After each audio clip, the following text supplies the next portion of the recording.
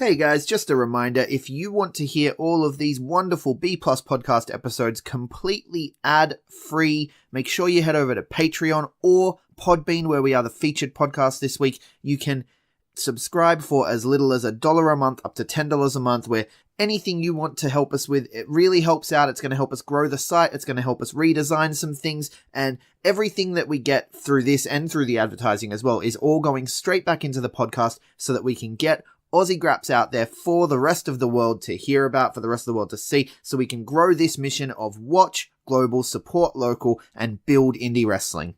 So if you want to be a part of that and get some really cool rewards like call-in shows, bonus episodes, ad-free like I mentioned, then head over to patreon.com/theb+ and subscribe today.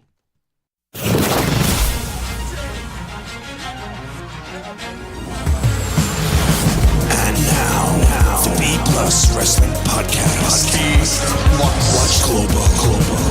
Support local. It's the B Plus Wrestling Podcast.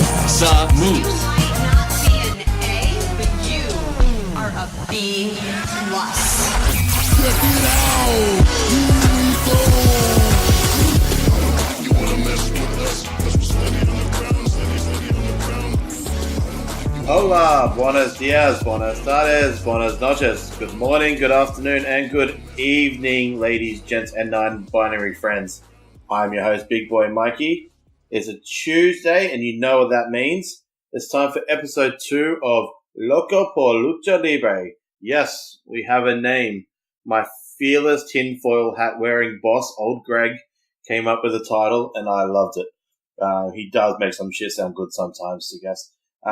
Anyway, I'm once again joined by my lucha-loving pal from all the way over in Edinburgh, Scotland. It's Liam A. Stewart. How you going, buddy? Not too bad. I've got a cup of tea and a cup of iron brew, so I'm living up to all of the stereotypes the listeners might have. You gotta live up to the shtick.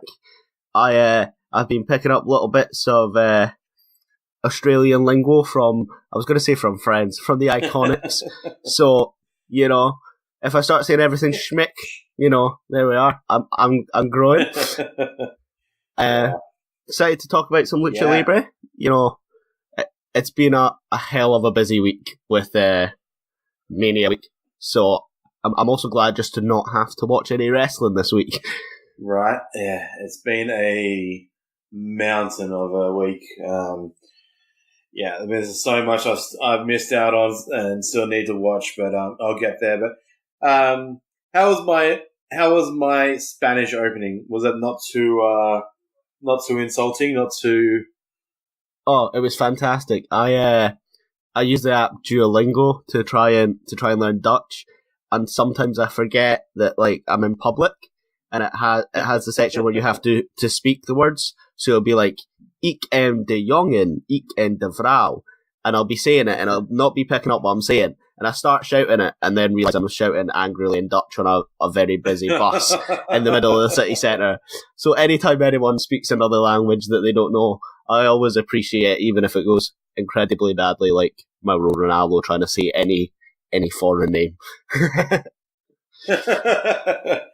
I feel like whenever I do a podcast and I talk about some type of lucha, I always butcher some name, and I always feel so horrible. But it's easier to do the Spanish names and the Mexican names than it is the Japanese names. I do a King of Sports podcast, the Japanese New Japan podcast once a week, and some names I really butcher the Japanese. I'm like, I really struggle with some. So Mexicans are a little bit easier than Spanish and then Japanese because my background's Italian. So, you know, you can I can kind of spin that Latino kind of flair into it. Oh, see, I've just got this isn't what a Scottish accent sounds like. I'm from Edinburgh, which is renowned in Scotland for just not having an accent, you know, as opposed to like this really Glaswegian sort of sound accent. So I have the advantage of I just kind of have to look at the wording, just say it as Spanishy as possible, and if it sounds wrong, it's fine. Just say it fast and nobody can hear you. That's what I go with. So yeah, it's been a an eventful week, like we said, in the world of Lucha Libre, but even in just the sort of overall, like, ingoings and outcomes, and, you know, we got some big news from Vampiro yesterday, or was it this morning? Not the greatest news. I've got the tweet up, the sentence here, so I'll just read it word for word to make sure I get it right. Vampiro states, I got some results from the doctor yesterday. It's not the best of news, but in my heart I know it's a fight I'm going to win. I'm not worried about anything. I am worried about how I can give more back to everyone who needs support. I don't give a fuck about being sick, as me and my doctors have a plan and I will be fine. Alzheimer's is bullshit. I'm scared about my potential Parkinson's disease because it might fuck up my PlayStation time. I've been beaten up for so long, this is an easy one. Also, look at the news of the world. So much bullshit going down. Just do what's right and be cool to everyone. Don't get involved in the stupid shit. Not worth it. Be safe, y'all, and talk soon. So, yeah, obviously Vampiro's announced that unfortunately he has been diagnosed with Alzheimer's and onset of Parkinson's disease. He's announced it with that sort of Vampiro flair. You know, he's kept the humour in it and, you know, kept his head up high. So, obviously we both wish our best to Vampiro and hope that he fights this horrible disease and can get back to being full health as quickly as possible. But yeah, that was an odd sort of. I saw you had messaged me the sort of like structure for today, and I'd seen the Vampiro situation, and my first thought was, oh no, like what's happened? But yeah, not what I was expecting. So it's heavy. Like he's one of those guys that like he has his own flair and his own take on everything in this world, and he'll kick it to the curb in his own Vampiro way, and it's hard because Vampiro is a very controversial guy, whether you like him or hate him on commentary. I don't mind him. I'm not gonna lie. There was a AAA show on last week, which we'll touch on later. It had a different commentator. I can't think of his name. And it was actually really pleasant to listen to. But in saying that, Vampiro is such a fun guy, though. Like he's passionate in his own Vampiro way, and man, he used to scare me as a kid when he first came into WCW. I had the same thing that there was one. Now, I didn't watch much WCW because my dad was more WWF guy, and it was harder to watch because my dad wasn't watching it. But there was one match I did see, and I think it was Vampiro versus Mike Awesome, and he gets jackknifed from off the top turnbuckle, and obviously Mike's not a small guy, 6'4", and Vampiro was up, and he just gets flung, and he lands like shoulder and head spiked on the mat, and I was like, you absolute mental case. But yeah, controversial guy, but at the end of the day, we're all human, and like he says, don't get involved in the stupid shit, just be cool to everyone. So, best wishes to Vampiro with his fight with Alzheimer's. So if you want to take us on to the next biggest piece of news, we can go on from there. Slightly more upbeat stuff. I'm super positive about the company that Vampiro does work for. AAA is invading Madison Square Garden on September 15th with his Mexican Independence Day. Yep. About 6 weeks after Tripmania, I believe. That's awesome that another company is now stepping into MSG. AAA have the money. They're, it's not like they're some independent promotion. They're pretty well backed financially. Pay the money to be at Madison Square Garden. It'll be interesting to see what type of names they get, obviously with the relationships with All Elite, Young Bucks, Cody. Yeah. They will promote the shit out of it on being the Elite and whatever. They will help that way. Just in the same way that, yes, I believe that New Japan and Ring of Honor would have sold out Supercard regardless, but I strongly believe that it was because of guys like Young Bucks and Kenny that people thought they were going to be there that sold that out. So I think if they put the idea of Kenny versus Pentagon 2 at the MSG, or Young Bucks, or not Young Bucks, Pentagon and Phoenix again, but I don't know, you get some sort of combination like Cody versus Taurus at MSG. Well, that was my first thought. Was that makes sense given the events of Rio de Reyes, and this is the first time since 1994 that they've been back to MSG. They ran the adjoining theatre in New York in '94, so this is like 25 years in the making. Like you said, it's going to be on Mexican Independence Day, so I'm sure there'll be a massive political undertone to it, and it's going to be definitely a fantastic watch. Interestingly, everyone talks about G1 Supercard selling out. I mean, it sold out in that they sold the tickets that they put out. They didn't open the whole of MSG. So it'll be interesting to see if AAA get, G1 Supercard numbers. But I think to do that, they're going to need that AEW involvement. But I'm excited for some of the potential US guys getting involved against some of, the names we see every week and love. Be very interesting to see what happens. But yeah, super positive news. Yeah. Well, something actually I didn't put on the notes in the news to give you, and it kind of links to this that I didn't put it in, but it's kind of linked. They announced another thing that's going to be a multi-week tournament starting in May. I think it's like 2 or 3 week tournament. They didn't say how many weeks exactly, but it's involving 5 companies. It's on TV Azteca, so AAA aren't exactly the king of the running it. It's pretty much the Conan cinematic universe. It's AAA, MLW, Impact, Lucha Libre Elite, and Arrow Lucha all together doing this tournament. I don't know if it's a tag tournament or a single elimination or whatever it is.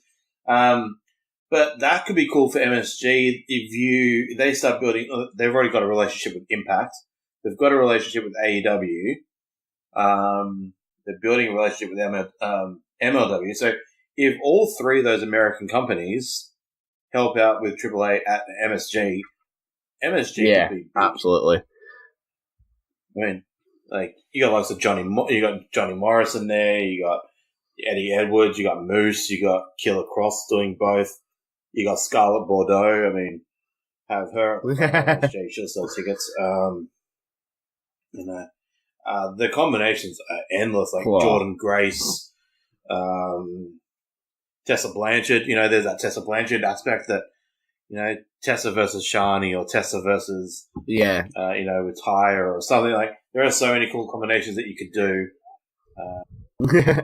But one person who might not be at the AAA MSG show because he might be completely done with AAA is none other. Beautiful segue. I was quite proud. It's the first one that's pulled off. Is the Mexican sensation, the King of the Skies himself, Aerostar, who it is being reported by several sources, including the Wrestling Observer newsletter, that he's finished up his contractual obligations with AAA, and that from what I've read, I don't know if this is the same as what you've read, he is freeing up for a potential 205 Live contract offer for the WWE. This makes sense to me in that he has recently started doing a lot of UK independent dates for WWE's global territories over here, is what Triple H would want me to call them. He's doing Super Strong Style 16 with Progress, who obviously work very closely with WWE, and I think he's the only guy on there that if I look at it, I don't go, oh, you work for an affiliate company to WWE. Darby Allin's from Evolve, who obviously is pretty much at this point WWE's NXT's NXT. Yeah. You've got Artemis Spencer from Defy, who it looks like WWE are trying to make their West Coast territory. So yeah, it kind of makes sense that he would be done with AAA if he's doing these events. Where he goes next, I'm not convinced by WWE being the option because he's a bit. Now, I love him, but he's a bit too kiddie is kind of how I would see WWE seeing him. He is a very traditional Lucha Libre star. You know, he's 34 and he dresses in a full latex suit. You know, I love it, but I don't know if WWE are going to fly with it. Yeah, well, it's interesting. I mean, 205 already have, Grand Metalik, who's one of the best cruiserweights in the world. You got Kalisto. Love him or hate him, he's actually been very entertaining over the last couple of years. Yeah. I know, name redacted King Ross. Used to call him the what do you used to call him, the charisma vacuum, but the charisma vacuum, yeah. yeah. I love Kalisto. I love Vince Dorado. Fantastic shooting star press. Aerosol would look good with those guys, but I don't know. Like it just feels like he'd end up in the Lucha House Party. That's kind of what it feels like. Yeah. I mean, it's hard with the Lucha guys because unless you got other than Rey Mysterio, unless you got a beautiful ass face like Alberto Del Rio or Almas, you struggle in WWE with a mask. I mean, Sin Cara, I guess, I think, with a mask, unless your mask is like Pentagon, where it looks different to every other colourful mask, you got the skull face paint, you kind of just end up as a masked guy. That's your gimmick.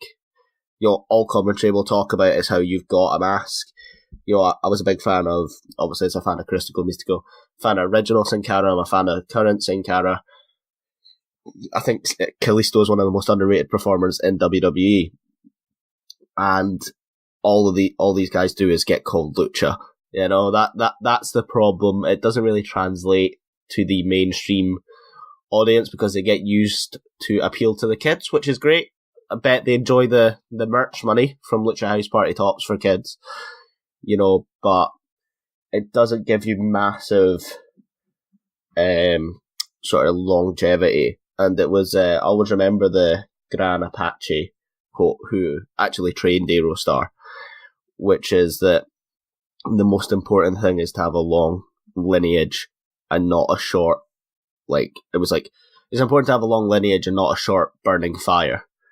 And I think that's very true. You look at the likes of LA Park, Volador Jr., Ultimo Guerrero, they've not reached the heights of world domination in wrestling, but they are legends and they are seen as legends. Whereas until Grand Metalik goes back to the independents, he's just going to be that guy in WWE that has a vuvuzela, Yeah, I agree with that. It'll be interesting. I actually am watching Aerostar live in Sydney in 2 weeks' time. He's wrestling for an Australian company down here called BCW. A couple of the Lucha Underground names that are left, so like Aerostar, Drago, PJ Black. There's about 5 of them coming down for this show. So I'll see Aerostar live. I've got I haven't paid for the VIP thing yet, but I'm probably gonna get the VIP thing. Nice. Not that he'll probably understand me too well, but I would like to see if I can try to get something out of him because it's interesting to see because I'd actually like to see him on the independent stuff. Oh, absolutely. A bit more PWG. Go to that awesome Chicago company, AAW. Go up there. Go. That's where Kalisto was at for a while. Go do something American and UK independents. Go do Japanese independent for a little bit. Like he'd be a guy that would be really good in the independents, but we'll see. But speaking of 2 guys that are going to America, see, I tried a little. That was nice. Little segue. Ring of Honor has got their Crockett Cup coming up later this month. 8 tag teams, 7 tag teams. A wild card spot has been added in to revive the Crockett Cup that hasn't been seen since the mid-'80s, which is I love the concept of this, working with NWA. I love that NWA's name's back out in the world.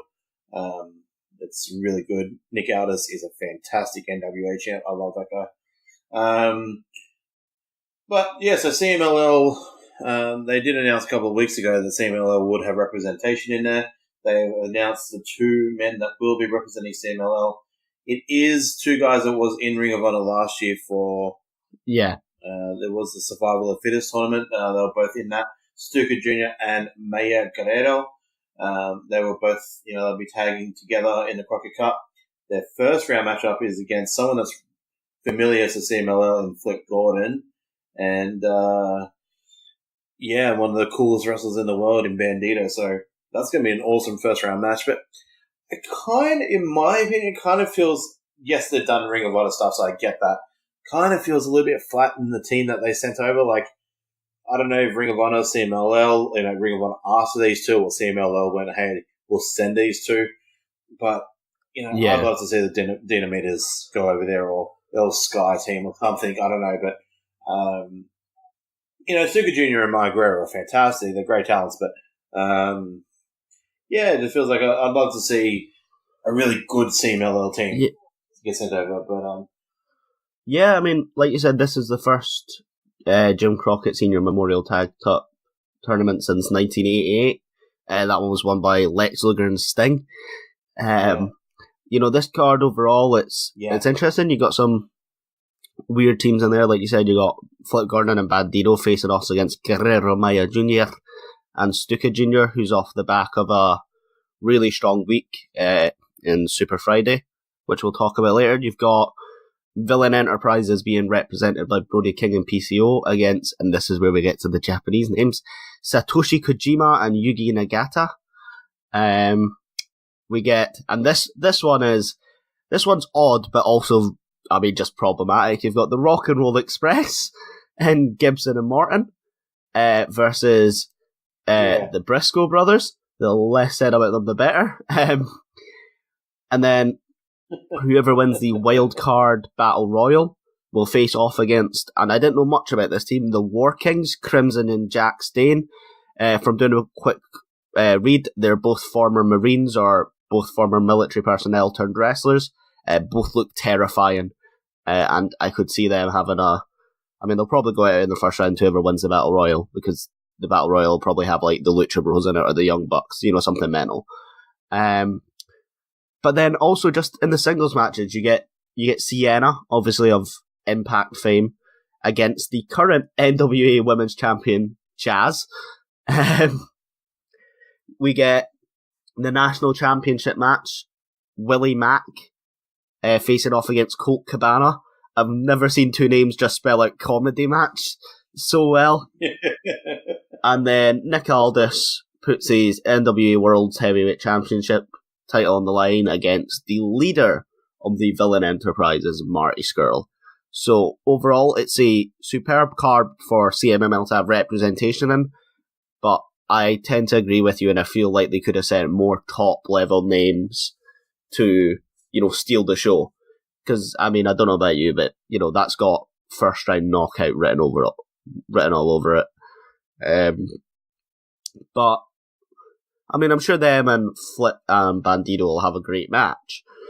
But, I would have liked to see the likes of Volatile Jr. or even like Carnivaro and Casasco over Titan Atlantis would be nice. But, yeah, overall, it's an exciting time for CMML to get some representation. They've kind of been an afterthought to AAA of late, with Triple H's relationship with AEW coming out, the Madison Square Garden announcement, and just some of the names that AAA have produced over the last few years. Octagon, Pentagon Jr., it's definitely, we're in AAA's, prime right now, and CMML needs to kind of start pushing to get that dominance back. But yeah, I think we're going to move on to a Luchamania weekend wrap-up. So we'll talk a little bit about what we've watched this weekend and some of our favourite moments. I get the feeling we're going to have the same favourite Lucha match from the weekend, if not very close. But I think the first thing I got to talk about, sticking with Ring Honor, is a short match, a very short match, in fact, between Rush and Dalton Castle that ended in 15 seconds. That's one hell of a monster push for Rush. Yep. Or or a monster burial for Dalton Castle. What was it? Yeah. Obviously, it led to the Dalton Castle heel turn, which is interesting, to say the least. But, that's really got to have cemented Rush as a number one contender for either Jeff Cobb's title, or one of Jeff Cobb's title, or for Matt Taven's world title. It'll be exciting to see how they use him. That shows a lot of respect for his name. I kind of want to see this end in a hair versus hair match with Castle losing. I think that'd be a nice little twist of events, and would keep the sort of hair versus hair, mask versus mask tradition going. So I don't know about you. What was your lucha match of the week? Definitely for mine was the triple threat. Dragon Lee, Taiji Ishimori, and Bandito for the IWGP Junior Heavyweight title. That is definitely a standout. That Roosh match, I think Roosh will go. I think Roosh will go straight to Taven. Probably like another couple of months, but I think Roosh and Taven will have something. And because Taven's relationship with CMLL too, so. Taven was there for a couple of weeks and had his head shaved by that whole Volador Jr. storyline down there. I can see hair versus hair again with Taven. Get rid of that horrible mohawk again. Because he's like that. I would love to see Rush. I don't know if it's too soon to put the strap on him. TV title would be a good strap for him to carry straight away. Yeah, I think he would elevate that. I think the reception to Ring of Honor across that whole show wasn't great. Probably not helped by a couple of the fakest guys in the room debuting. But it was. I feel like Taven deserved to win the title, but he also deserves a very short reign. And I think with Jeff Cobb holding the TV title and someone like Rush as world champion, I'm kind of hoping that frees up Jay Lethal to go and sign for NXT, because I really want that. And also just sets up for what was meant to be the new wave ROH, where it was back to the old days of developing the best indie talent and not signing a couple of real G's who are going to do a weird we jumped the barricade after a 51-year-old man got attacked legitimately by this, and a bit of bad taste. But I think another match for me definitely worth mentioning. It's got one of your I was going to say hometown heroes. Australia's a bit bigger than that. A couple of your national heroes in Robbie Eagles in it. It was at the WrestleCon Super Show 2019. Obviously, it was Robbie Eagles defeating Arez and Flamita in a triple threat. I did not know much about the Sniper of the Skies before this match, other than on one of the developmental podcast episodes, I got him and Robbie E mixed up. So started calling Robbie Australian repeatedly and talking about how he was in the Bullet Club and had just signed for the WWE, and this puts him in with AJ Styles, and that I got called out on that very quickly. Obviously, Flamita, one of the best Lucha Libre guys on the US independent scene, teaming with Bandito on the regular. Very excited to see this match, and it delivered. High paced, quite short, but really, really smooth and fluid. Robbie Eagles impressed me in this and his 6-man tag match against the Rascals with Australian Brooks and Australian Suicide, and Adam Brooks, who Adam Brooks is an interesting guy. Not a big fan, but Australian Suicide really impressed me in that match as well. So yeah, Robbie Eagles, he may not be lucha, but he definitely had a fantastic showing with a couple of real Lucha Libre guys in Arez and Flamita. Yeah, I've always said Robbie would not look out of place in a lucha company. He should. It won't be official until the 23rd, but he should be announced for the Best of Super Juniors. I'm pretty sure he will be for New Japan, which will get him in matches against people like Bandito. I think they usually send Volador Jr. and Soberano last year, I think.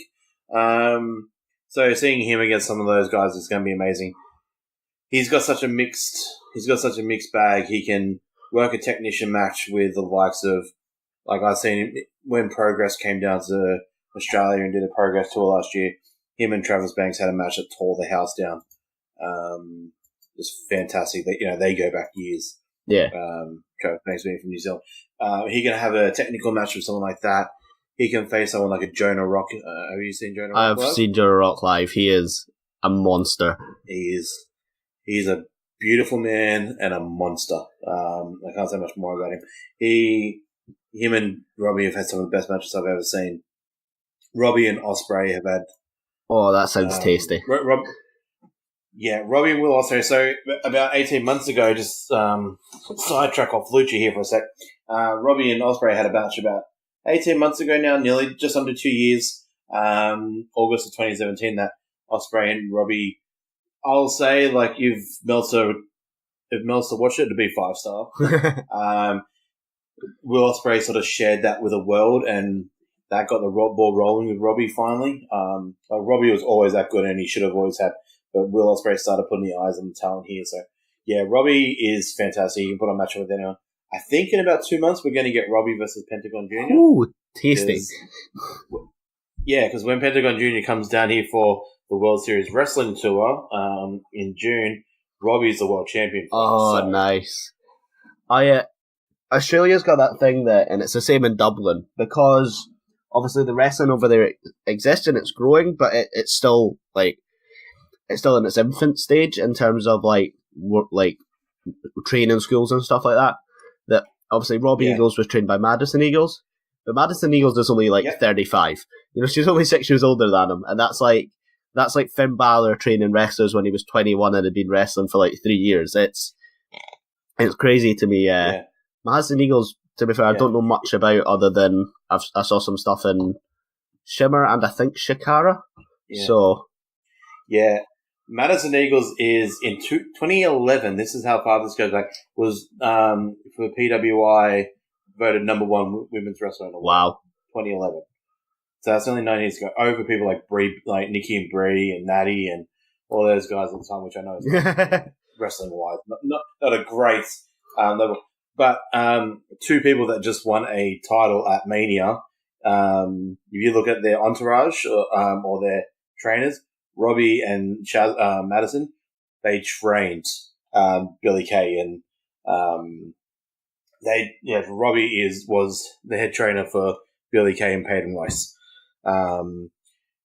So you just can see, there's 2 people on the main roster right now were trained by both Robbie and Madison. So, yeah, we have a fantastic scene down here. I'd say it's very close to the Irish and very close to the British scene in general.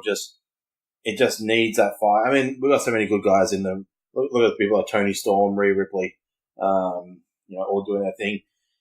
We like to attach ourselves to New Zealand, so that Banks and and all that. So, but back to the Lucha side of things. That was a great match. Sorry to get sidetracked too much there with Aussie talk. B+ is watch global, support local. So sometimes we get a little bit passionate about the Aussie stuff. That was a fantastic match. But promotional consideration paid for by the following.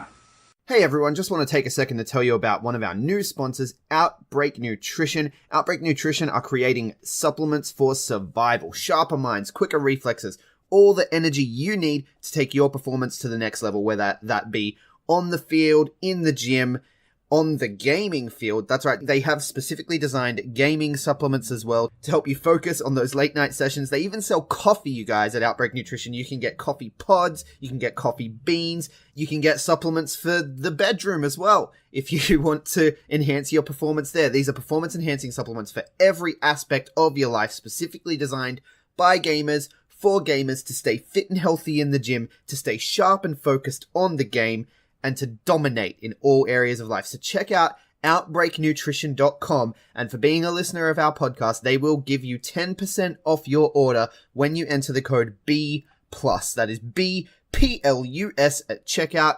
So make sure, if you want to stay on top of your game, if you want to take your performance to the next level, OUTBREAKNutrition.com, enter the code B+ at checkout. Alright guys, just before we get started, I want to take a second to tell you about a game I've been playing on my iPhone. You can get it on iPhone, you can get it on Android, all the tablets and what have you. It is called the Muscle Hustle app. They are good friends of the show, and they were hooking us up with codes to sort of help you guys get ahead if you were to decide to play the game. But unfortunately, in the latest software updates with iTunes and what have you, the codes aren't working. So we're trying to get that fixed. But in the meantime, if you click the link in the show notes and download the Muscle Hustle, it's a fantastic game. It's you collect wrestlers and train your wrestlers up, all with unique individual gear and everything to raise them through the ranks from jobber to superstar to legend. You go around collecting the titles, and you can even play with your friends. So unfortunately, no leg up to offer you, but if you hit the link in the show notes, it will let them know that we sent you, and it'll help us out, it helps them out, and it helps you out because it's a really fun game to play. So check out the Muscle Hustle app on iOS, Android, and all your mobile devices. The link, of course, is in the show notes. Probably the match that stood out the most, other than the triple threat for me over the weekend, was the Barbaro, Cavernario, and Dragon Lee match at WrestleCon. If you put that match on at CMLL every week, it blends into each other. Like, usually you go, oh god, that was a good match. But this is in New York City, and there was a lot of people that hadn't heard of Barbaro Cavernario as of last weekend, and then after the weekend, I heard a lot of people absolutely, that was good. I'm like, yeah, I give it 2 or 3 years, he'll be in NXT as well. Absolutely, not even. He is so good. So he's good. just so clean. Those dives that he does, like the splashes that he does to the outside, I am so clean. Yeah, absolutely, and to kind of transition into sort of the CMML results for this week, and to talk about the results of CMML and AAA over the last 2 weeks.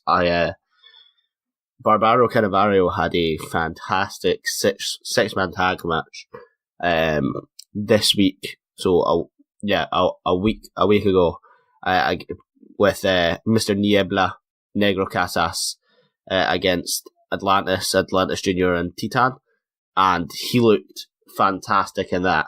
And when you pair that up with his showing in New York, he is definitely going places.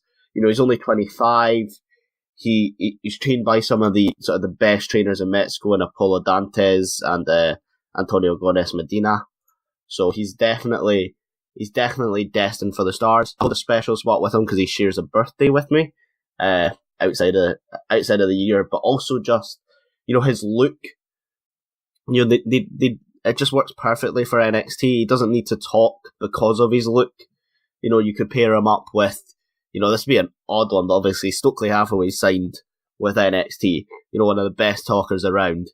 You could pair him with that, or pair him up with someone else like Andrade. You could do sort of the old school. Remember Alejandro had Umaga, and he was like, I've brought this monster over. Do that, but slightly more culturally sensitive. Yeah.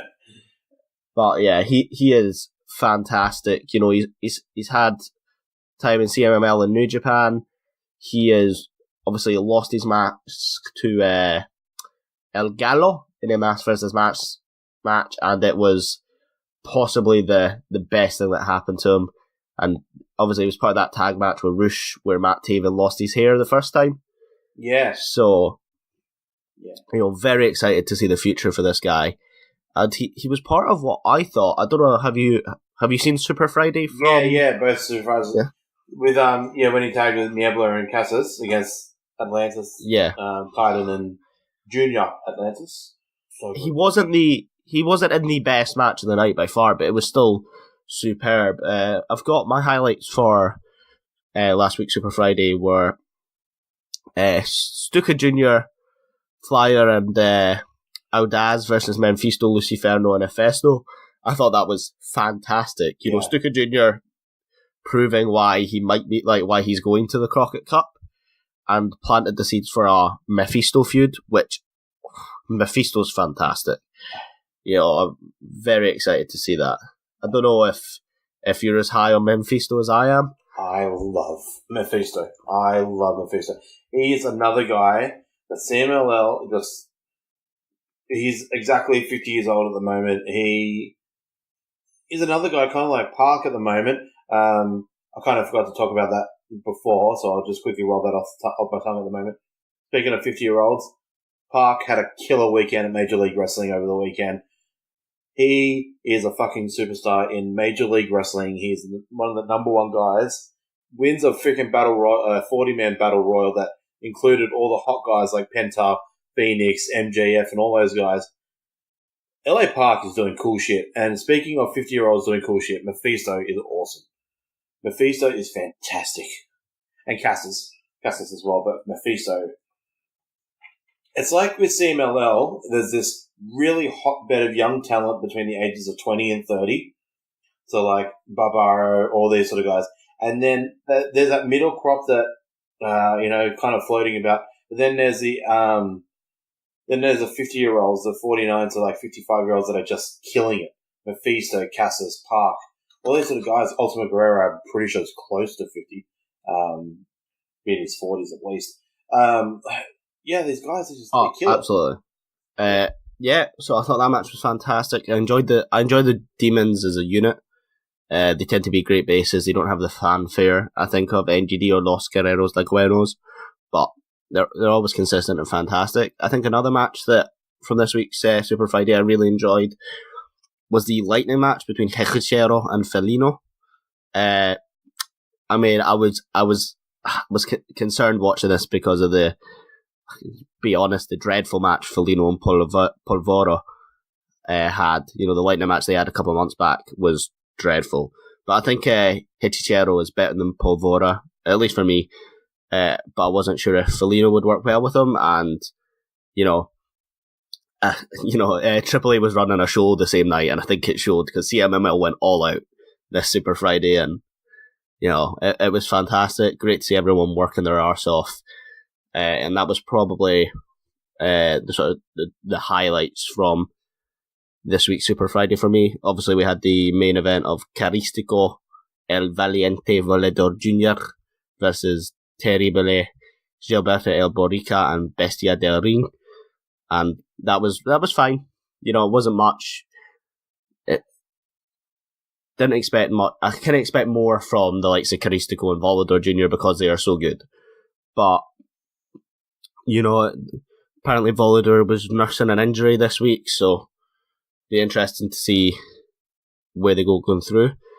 I don't know if you want to maybe talk a little bit about AAA this week, because I've not seen much outside of the main stuff. Yeah. No, that Lightning match, I was quickly before I go on to AAA, that Lightning match, Felino Hechicero is amazing. I love that guy. He needs more airtime. Oh, absolutely. I think he's been doing a little bit of commentary with CMLL recently. I was seeing some videos. I hope he gets more in-ring time because he's fantastic.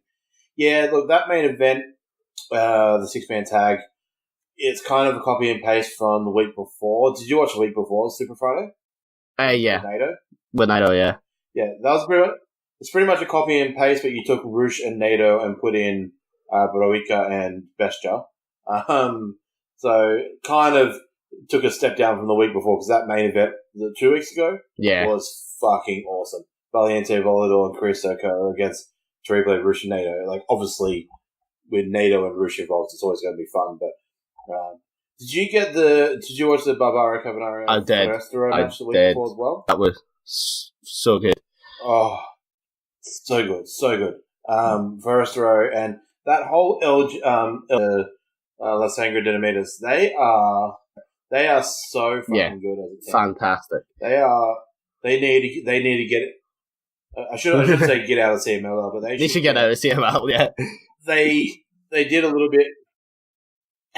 they got a little bit of casual viewing when they did the Fantastica Mania. They looked really good on that tour, but they need to go do some more US. Yeah, absolutely. Kind of, I don't know, Major League Wrestling, a little bit more of Ring of Honor or something. They are just so good. But yes, AAA. It was a interesting show. Like I said, different commentary. Something a little bit different without Vampiro being there, and I kind of wondered why, but now we know why.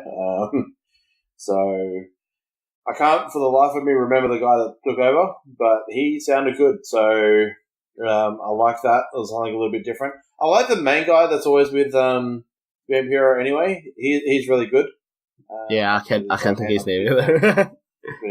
I like the commentary team.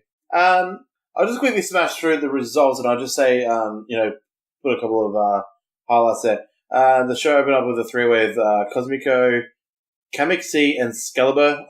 Three guys I'm yet to hear of. I'm guessing they're part of either Arrow Lucha or Lucha Libre Elite, who they have a relationship with. There's a six-way between Genio Del Air, Black Destiny, Fantastic, Jonathan, Rayo Star, and Drake. Again, a couple of younger guys that are probably coming up through Elite or Arrow Lucha. The first major match of the night was a AAA Latin American title. Drago defeated Aerostar, Argenis, and El Hijo del Vikingo. This was fun. It was a really fun match. Potentially Aerostar's last AAA match too, which is crazy because he just won Reyes to Reyes and now he's going to be out. It's just crazy. There was a six-person match with Kira Maravilla, Delano 3 Jr., defeating a team of Lady Shani, Hiedra, and Nina Hamburguesa. Standard Nina Hamburguesa stuff with his lady friends. He's just such an enjoyment to watch. His story is fun. Like we were talking about with the AAA review of Reyes de Reyes. He's so fun to watch. He's like, what's someone in the past? Someone that, maybe La Parker in the 90s. Someone that just, anytime you saw them on screen or like maybe Doink or something, you just, like he's a good wrestler for his size, but he just brings enjoyment. Like you can see he's like so happy and live, and it's like, yeah, I love watching him. Then you have the team of Mamba, Maximo, and Pimpinella Escalata defeating the Los OGTs, Averna, Chessman, and Superfly. So yes, Superfly is alive and well. They took the loss there. Los Mercenarios, El Texano Jr. and La Mascara defeated Joe Lida and Pagano. And in the main event, which was very interesting, Dr. Wagner Jr. and Psycho Clown defeating the team of Blue Demon Jr. and Bay Scorpion. How do you feel about Dr. Wagner Jr. and Blue Demon Jr. in 2019? I struggle to say bad things about them because of who they are, but I feel like saying past it is probably fair. I don't enjoy watching them is probably the worst but most honest thing I can say. I sit down and, when people talk about different things on Lucha Libre, like I've not seen Battle Riot 2 yet. So I'm kind of looking at, we're finishing about 10-15 minutes. I've got an hour and a half before I need to leave for work. I can sit down and I can watch the Battle Royal from that, because that'll be, or the Battle Riot, sorry. I never hear, there was this really good Blue Demon match, you should go and watch it. And even if I do, I'm like, no thank you. I like to think I'm into I respect the old wave of Lucha Libre. And, I like going back and watching it. But I like to think of myself as a new wave wrestling fan in terms of Lucha Libre. I prefer the Phoenix Pentagon style to the Ultimo Guerrero style, for example. So that's why he's someone that, as much as I respect and enjoy, Ultimo Guerrero's never going to be a priority for me to watch. And the new age of the old wave of CMML and AAA has got that effect on me as well. Mad respect to them, but they just don't do it for me. Yeah. I feel like this is a main event that should have happened about 5 years ago. Yes. Like Dr. Wagner Jr.'s mask is my favorite mask of all time. It is like I have a replica of one in my office here. I love his mask. I think his mask is, it might not be as recognizable to the casuals like a Rey Mysterio mask or a La Parker or a Psychosis mask, but in Mexico his mask is like legendary. It's up there with like the Santos and the Hijo de Santos, and but these families like Wagner, Demon, and Santo, they go back like 70 years.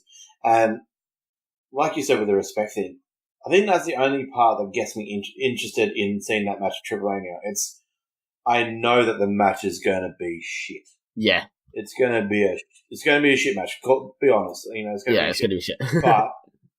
But the story that they can tell with the history between these families, I get excited about the story about that because the Blue Demon story, have you ever heard about his dad's story about he took his mask off, he lost the mask versus mask match and took his mask off and he it's mental. Later. It's like he never ever ever showed his face. And, literally showing his face, kind of killed him. It's just that's crazy. That Blue Demon mask is so famous. His dad is, literally, an icon in Mexico, So those stories I can get behind. And even in 2019, maskless Dr. Wagner is kind of weird. Yeah. With the weird face paint and all the different hairs and that. He's got a young son that actually I enjoy watching. El Hijo del Wagner Jr. now. Yes. He's fantastic. He's really fun. Well, I agree with you. Like we were saying before with the CMLO guys, there is a host of 50-year-old guys that are doing amazing things right now. Like the Parks, Mephistos, those sort of guys. But then there's a host of 50-year-old guys that also get very stagnant. Even older guys, maybe Oscar Guerrero is, I call him the Mexican Gato. Yeah, you get that? He's just in all the Mexican Triple H. Exactly. As much as you love them, stop for the love of God wrestling. I don't need to see a Triple H match. Triple H, just do NXT. You're good at that. Oscar Guerrero is a fantastic CMLL booker. Just book CMLL. I still don't mind seeing him from time to time. Gato doesn't wrestle as much, but he's on screen every fucking week. And he's a great booker. So, but look, that's Triple A. That's Triple A for the week. Pretty fun week. I mean, considering how much shit's gone down.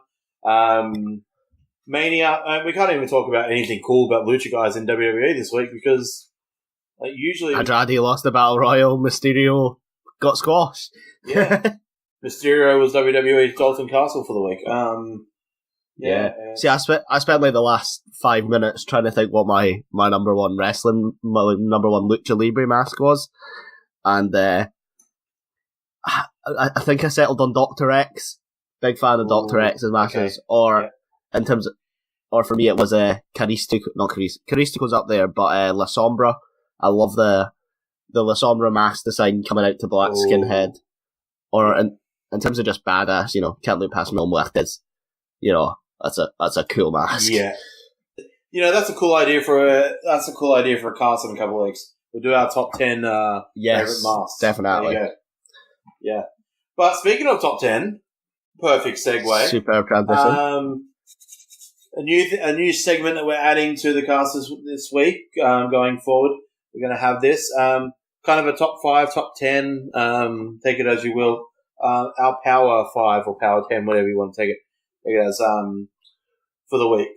They're not good, for me, just because Dragon Lee, had a great week this week. If he doesn't have any matches the week after, then he's going to come out of my 5, obviously. But so I'll start from number 5. Number 5 for me was Roosh.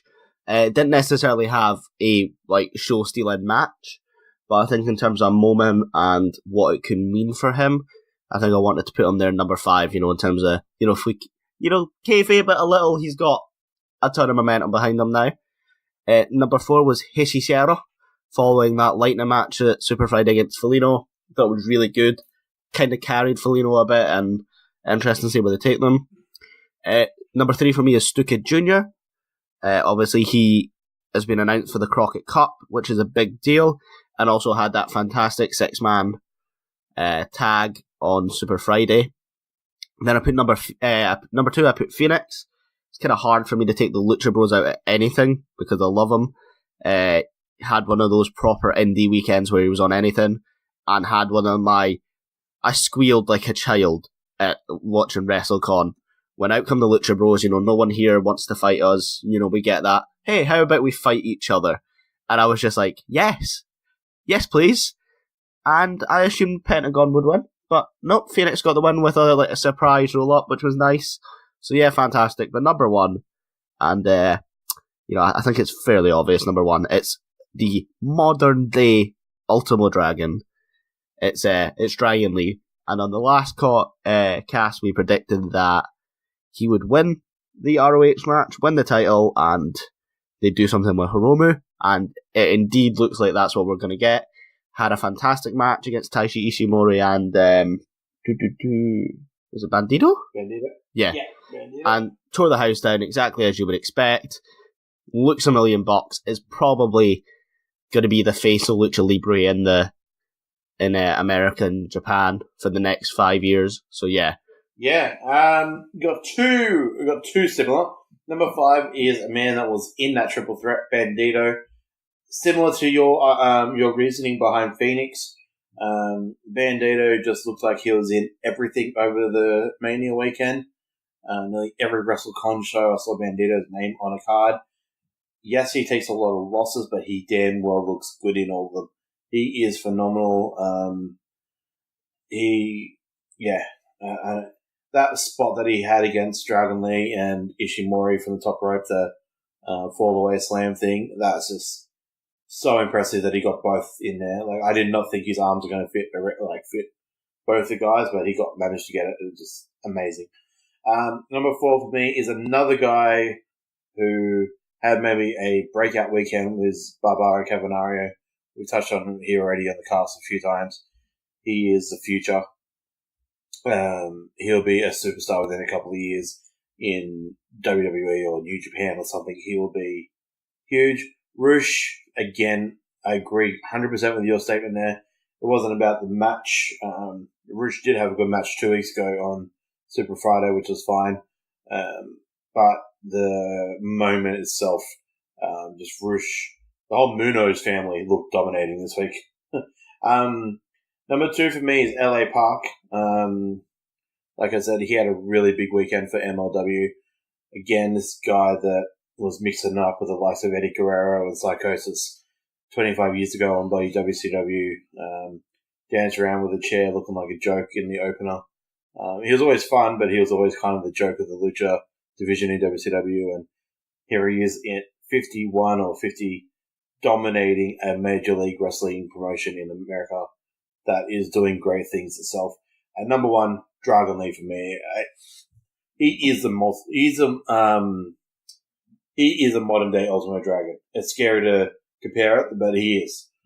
He does his stuff in Japan. He does his stuff in Mexico. He does his stuff in America. Ultimo Dragon did that. Yep. Becoming a title collector. Ultimo Dragon did that.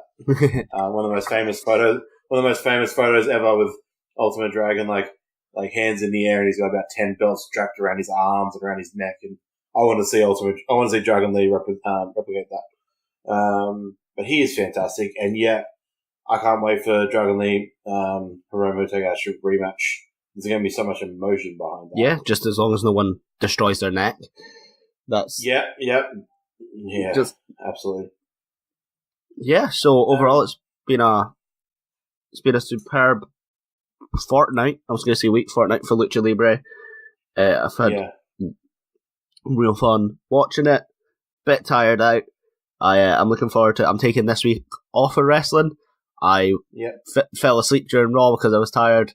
Didn't watch SmackDown. I've recorded the 2 podcasts for this week, both this and did this week's WWE NXT UK review on the developmental podcast. So that's done and out of the way. I can. I was going to say enjoy the next 5 or 6 days, but I'm working every single one of them. Before I'm taking 8 days off for exams and wrestling. So I've got a nice week off in between, and then that week's going to be crazy for recording. But yeah, do you want to give us that fantastic Mikey outro you do? I guess the next fortnight is kind of quiet for Lucha too. There's not a lot going on. CMLL will have their standard shows. AAA have nothing until I think the 28th. I think they're very quiet at the moment. So it'll be the next cast might not be as long. I think the next cast will be like a half an hour one. But yeah, so yeah, let's stick a fork in it because we are done. If you want to discuss anything Lucha with me, you can follow me at B+_big boy on Twitter. Liam, where can they find you? So you can check me out at Liam A. Stewart on Twitter, or if you're interested in a little bit of rambles about the British scene, you can check out at Develop Podcast on Twitter. Yeah, absolutely. You guys are awesome. I was listening to it the other day. Fantastic stuff. I love Thank you. No worries. And yeah, and I guess as collectively, we are the B Plus Wrestling on Facebook and Instagram. We are the B Plus Wrestle on Twitter because wrestling wouldn't fit Twitter. Can you extend your character? Give us a like, share, subscribe, and a 5-star review if you like what we do. Thank you so much for listening.